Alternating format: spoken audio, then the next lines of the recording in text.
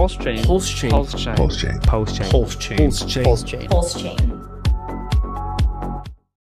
It's really, I mean, I think he's doing a great job, and it's hard for all of us who got so much face time and ability to appreciate the knowledge and wisdom that he gave out for so long. I think he's doing the right thing by not being around right now. I think that the community itself needs to do what they need to do, and there's a lot of people working very, very hard to cut these roads themselves. You know, and what he really needs to focus on is keeping himself in a position to make a proper legal stand at the right point in time. You know, so like saying anything else at this point in time cannot be beneficial for that process, good or bad. You know, so like I think that it's tough, and I'm sure it's tough for him, especially as we know he likes to put his opinion forward. You know, but like I think that it really gives all of us a chance to really, you know, show the rest of, you know, the world, the crypto community, that like we are all doing this together, whether he lives or dies or exists or not. You know, and it's I mean, less is more with him right now. You know, so I mean, we might not see him again for another 6 months, year, whatever, whenever there's actual court dates and things fleshed out, and that's like for good reason. You know, I have no personal insight whatsoever onto his legal what he's trying to put together or not. You know, it's all coming from myself and what I truly believe, you know, is right for it all.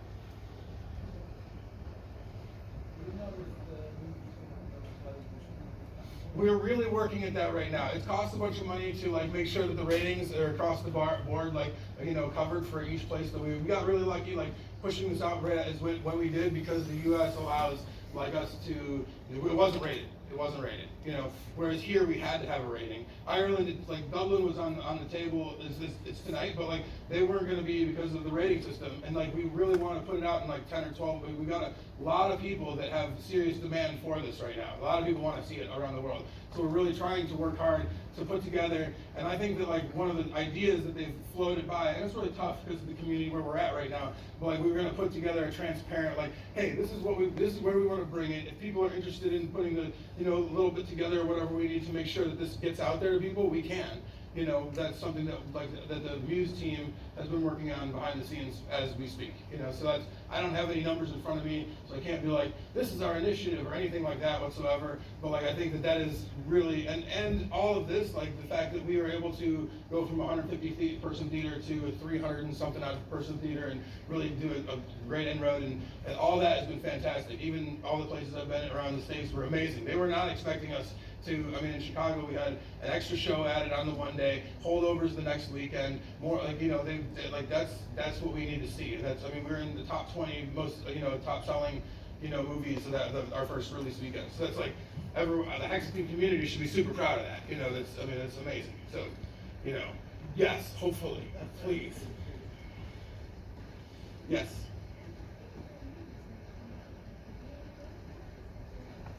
The delay, honestly, the delay was, you know, when there was a lot of pieces added extracurricular. So one of the last things that they added to it was the soundtrack, and like getting a composer to compose this, and then also, you know, recorders, a whole orchestra. This is the Nashville Symphony Orchestra mostly that did this, and it was an incredible thing to like be a part of. But it took a little bit to get all that done, and so rounding all the edges out took a little longer. And then yes, there's been some back and forth between like, do we go directly to streaming, and if not, you know, we tried to at the gate, but like we think this is a much bigger project than what was initially offered, and so like now like we've done an incredible job at showing those platforms what we have to offer, and that this isn't as risky of a project as they, you know, as they might think that it was out the gate.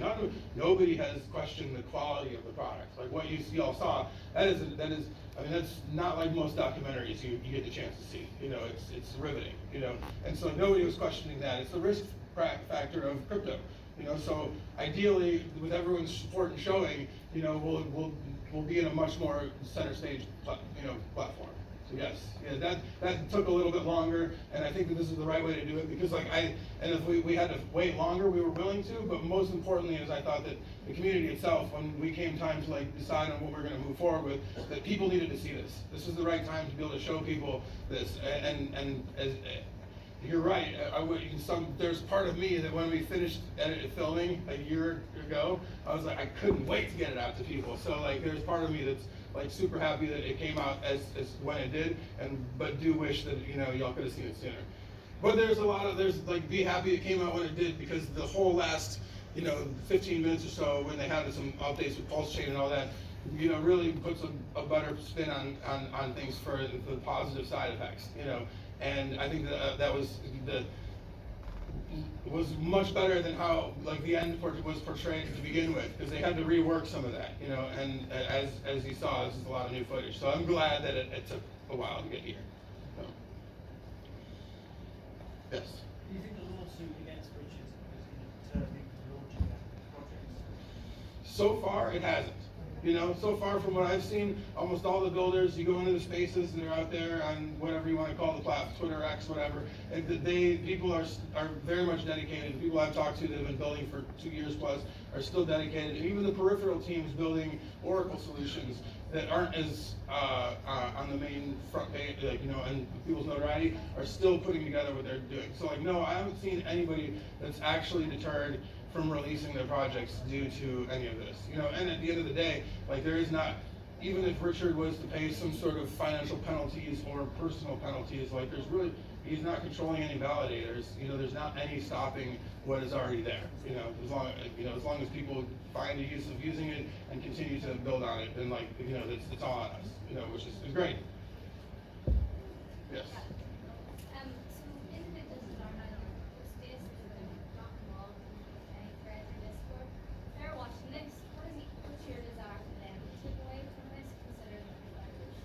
I mean, so it's, as a documentary, it really depends. I felt like they did a fantastic job at like riding the line. So it really depends on where your perspective is when you come into this. So some people that maybe are more risk adverse will see some of this and receive rating and be like, whoo, I'm out, But some other people that are more risk adverse and see some benefits to it might be willing to dig deeper. We really tried to, there's maybe 2, like, technical moments in the movie where we tried to talk a little bit about it, but we wanted to make it like an enjoyable experience as a movie for those people. And so even if you don't know anything about it, by the end of it, you're still like, oh, the wife gets to be right. Oh, this is great. Like, you still enjoy the movie, a movie. But like, if you want to dig deeper, it's, RG3 is yelling about it. Like, please go dig deep. Like, there's tons more to look at.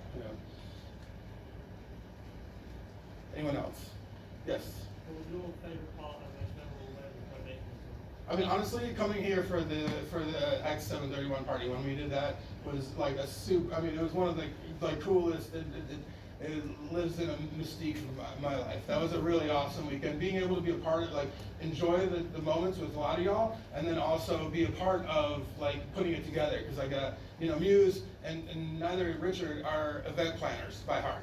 So like, one of the best moments in all of that was when we were all at a big dinner, and Richard was like, it takes a lot to put on these events, and like, and he was blown away. He's like, because it's not something that he does. He's like, I'm really impressed by how all of what y'all did to put this together. This is so amazing.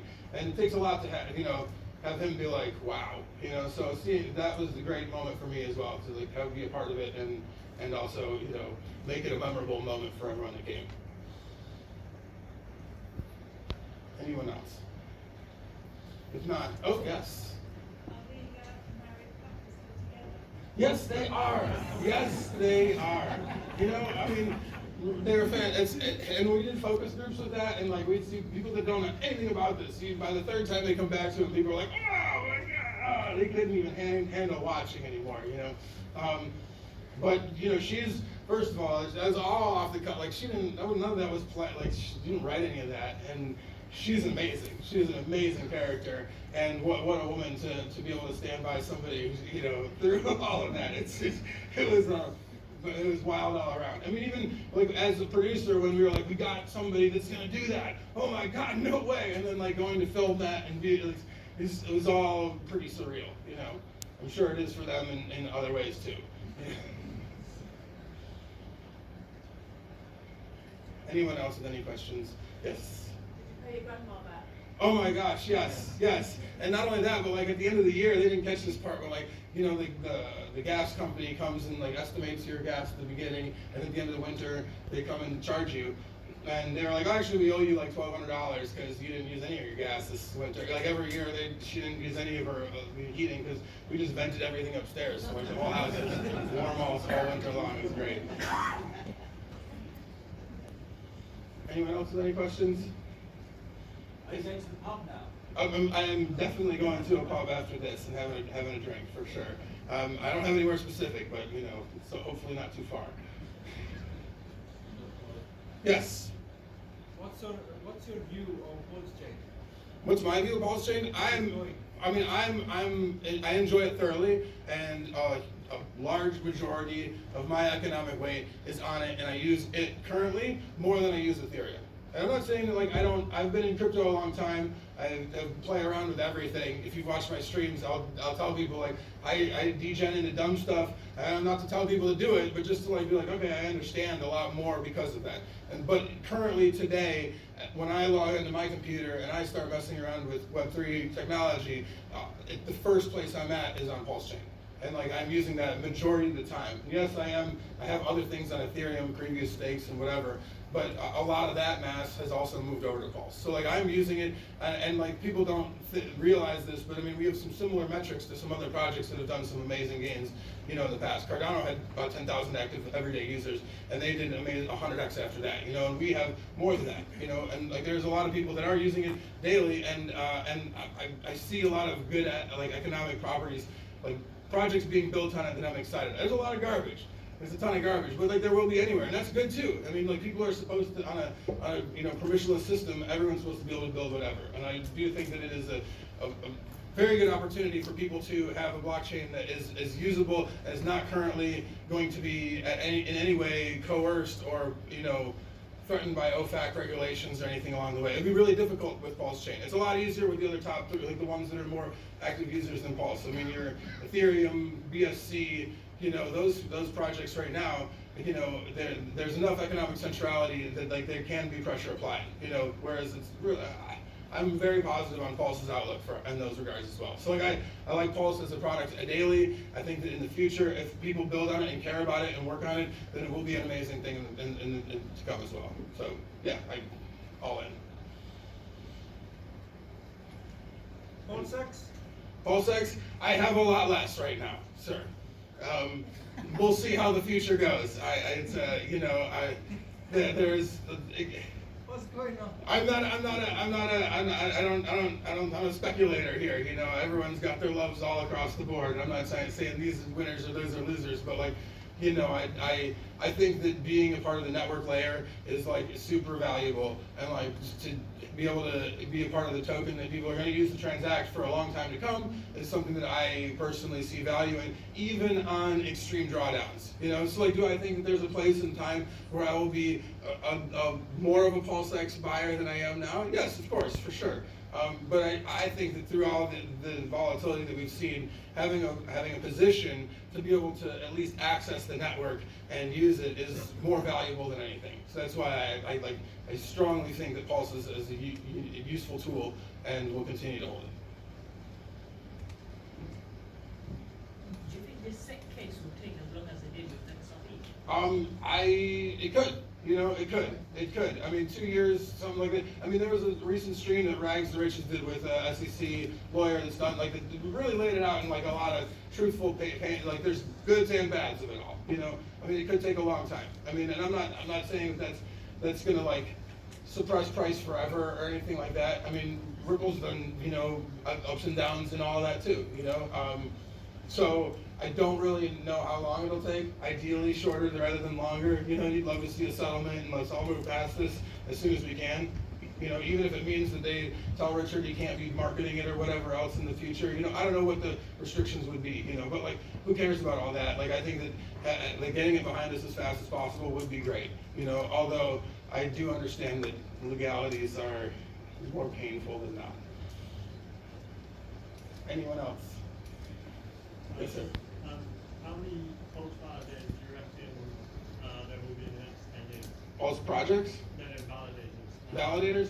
I mean, we've got, like, it really depends on, you know, the value proposition of it, you know, and that's something that, like, the reason why I personally didn't want to be, as a mining specialist in the past. Like I've run tons of nodes for all sorts of projects. I could have been, but like it would be a lot harder for me to feel comfortable here with y'all right now if I didn't have constant control of what I'm working on all the time. So like I didn't choose to be, but I think that there's a lot of value in it.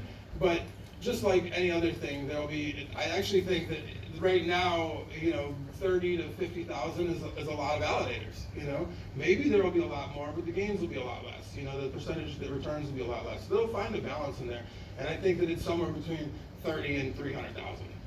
Because like at the 300,000 level, you're 10x less gains. So like the APY that you're gaining from running the software is a lot less than where you would be, at 30,000. And so like a lot of people, if your standard CDs nowadays with inflation what it is making 5% on Apple Pay or whatever, then like it's hard to convince someone to run specialty software on specialty hardware for 3.5%. So like, there's economic balance and all that too. So I think there will be a nice place in between. And like I still think that 30 to 300,000 is a much better number than what Bitcoin is running with right now, where like actual mining nodes that do control the network is like less than, how many have actually mined a node in the past year? Less than 40. So I think it's still a better alternative. Way up in the back. No, I'm based in the States. In Puerto Rico. So.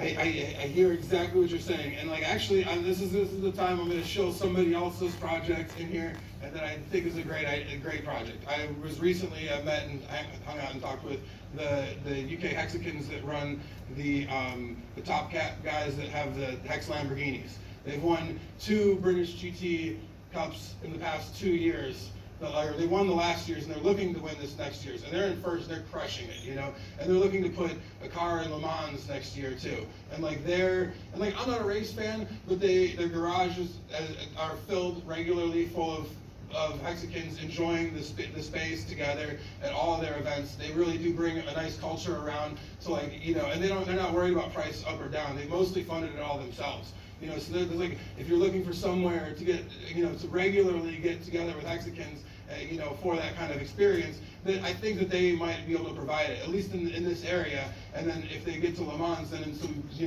international spaces as well. So I'm for all meetups of all kinds. As like somebody who has worked on events for a long time, I think that morale is super important, and whatever you want to call it, the vibe of things is important to cultivate, and so events like that and being a part of that is something that enriches everyone's experience. So I support those guys a lot because 1, they're winning, 2, they have a cool looking car, and 3, they're bringing Hexikins around to enjoy the space, and they're on board. They're regularly onboarding everyone at the events that they're doing. So there's somebody at least in your neck of the woods that I could point you to like, hey, go take a look at what they're doing.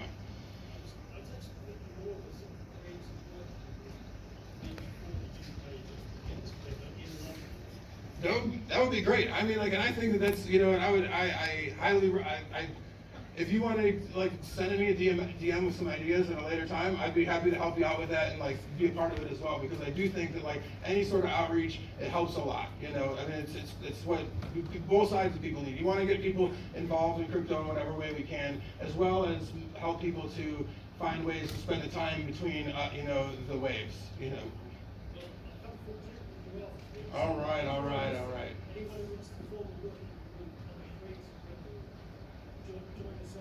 Fantastic. I'll tag y'all and everything else as well. We'll definitely be a part of it.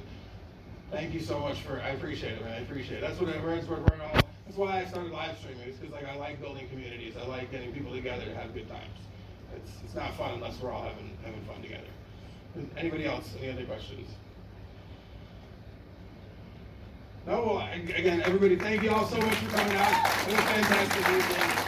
I hope you all really enjoyed it. Tell others to take a look and enjoy it as well.